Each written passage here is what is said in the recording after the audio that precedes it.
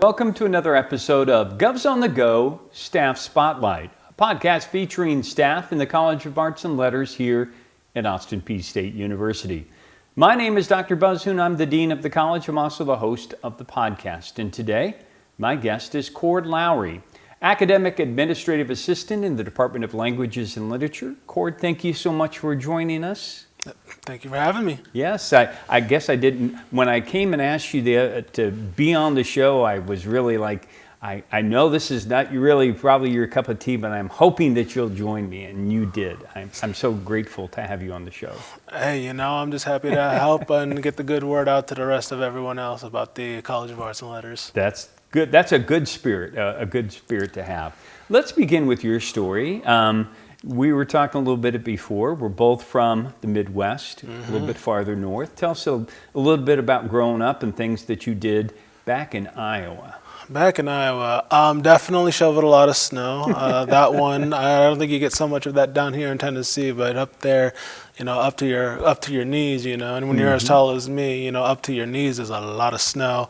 But as far as, having a good time, I mean, you just go around the neighborhood, you hang out with friends, you find someone's house, and if their parents will let you back in, you do like some video games, you watch some TV, you have a good time. And do you miss any of the things up north, the cold? What do you miss the most, and what are you glad that you don't have to deal with? We'll start with that last one, which is definitely the shoveling snow. I could do without doing it for, darn near 25 years. I think I've done enough. I've shoveled enough snow.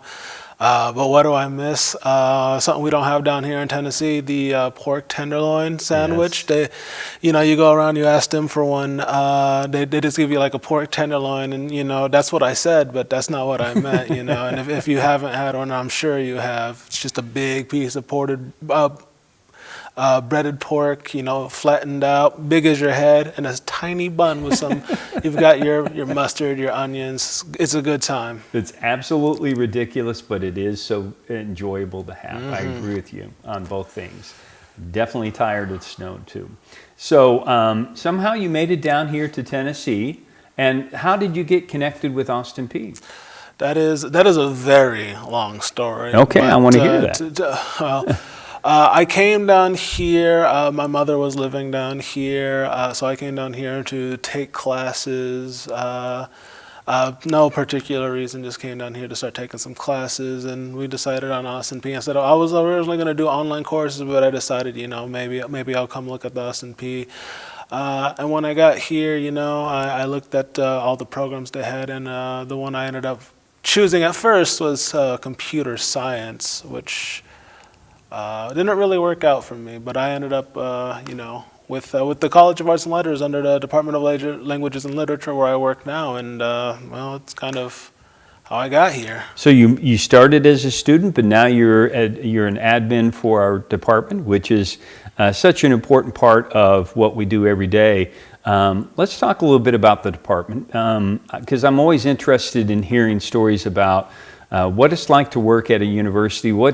If somebody was asking you, Coard, what is it like to work in a department in a university, what would you tell them? I would tell them, it's kind of hard to really say what my job is, because at first you might think, I do paperwork or something, which is a lot of it, but it's really knowing stuff. It's knowing who to ask, why to ask, and when to ask. Yes. Because there's just so much, and no matter how long you're here, it just feels like, and I've only been here 3 years. I'm sure people have been here longer than me can attest, but the longer you're here, the more you find out you actually don't know.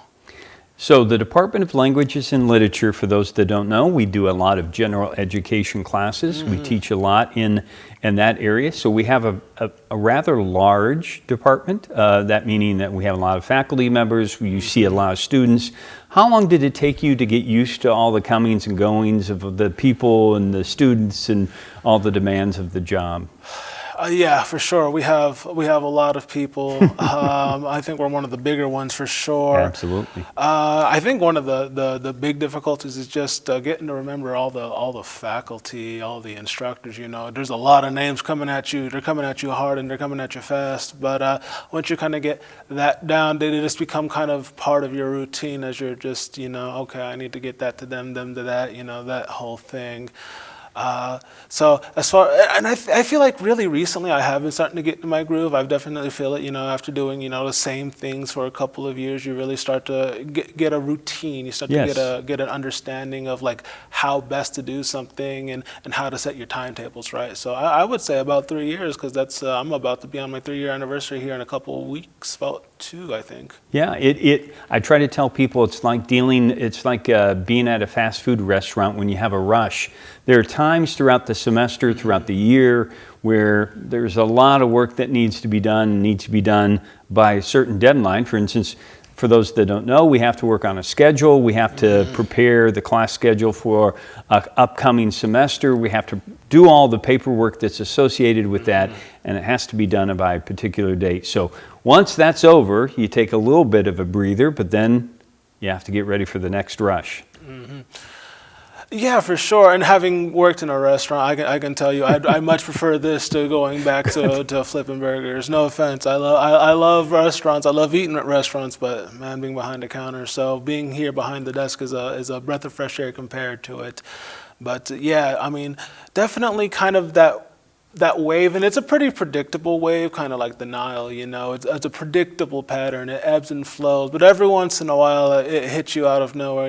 Someone needs something now, or someone forgot to tell you, oh, by the way, we're going to be doing this, and they go, oh, are we? That's great to know. When are we doing this? Oh yeah, tomorrow. Like, perfect, I've got you. But they're super busy. You can hardly blame anyone for missing stuff. We're going on all the time over and over here. So, if they hit something late, I know it's because they're crunched, serving the students. So, I do my best to support them whenever I can. And you do that so well. We're going to talk about the challenges and the joys of the job. Let's start with the challenges, because I think sometimes it's interesting to talk about the things, like we said, just getting used to the timing when things are done. What other challenges are there with your job? Oh, challenges. You could probably point to a lot of challenges. Some of them are pretty obvious. Sometimes you get students who have, certain needs, or you get faculty who have certain needs. But I think one of the big challenges, and I touched on it earlier, is it's really all that you need to know, and all that you don't know yet until someone asks and you go, oh, that's a great question. Things that might be, I got asked like a policy question recently from a student. I'm like, oh, I don't know. So I went through the policy and worked that out with them. So, there's always more to learn, and there's always more to remember. So keeping that all locked and tight and knowing how to pull it out of you is really the biggest challenge of them all. Yeah, because most people expect you to know everything because you're the admin for the department. What's a joy? What's an unexpected thing that you get pleasure out of? Is it helping people along the way? That does help. I do enjoy helping the students when I can, but I think there's really something nice about when everyone's got their ducks in a row. They give me like 2-3 weeks ahead of time that we're going to do this, and I can get everything one step at a time, and then to watch a very well, carefully plotted plan just go through the action and just come out on the other side going, that's exactly how I wanted that to go. That one's probably one of the best ones. Good. We're going to talk a little bit about what you like to do outside of work.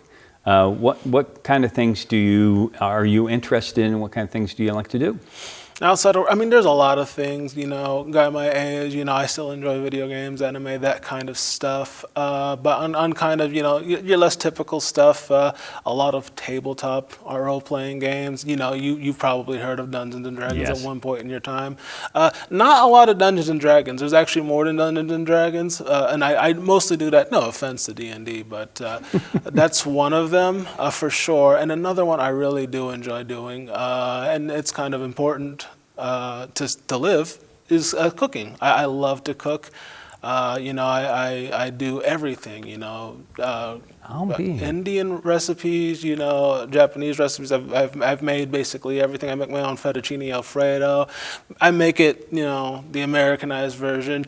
The Italian appropriate version is delicious as well, I won't deny, but there's something very familiar with the kind we make here at home. And what's the biggest challenge in the cooking area? What genre of food, or what area do you think? Okay, I'm gonna explore that more, but it's become very challenging. Explore that more. That one's difficult. It's kind of, I would almost say sometimes there's a little bit of decision paralysis, for sure, because a lot of my YouTube is a lot of cooking feeds. I get recipes coming at me left, right, and center, so it's always kind of figuring that out. And then a lot of them I really do like, cuisine. For the further away from home, the better, because I like trying all these new things. But there's some things you have trouble finding. Like Thai green chili or something like that isn't exactly easy to find. Luckily, we do have this Asian supermarket I like to go to, and that's where I got some red curry paste from Thailand, and made like this delicious red Thai curry. So Nice. it's one of those things. Just finding the right ingredients is really difficult. Yeah.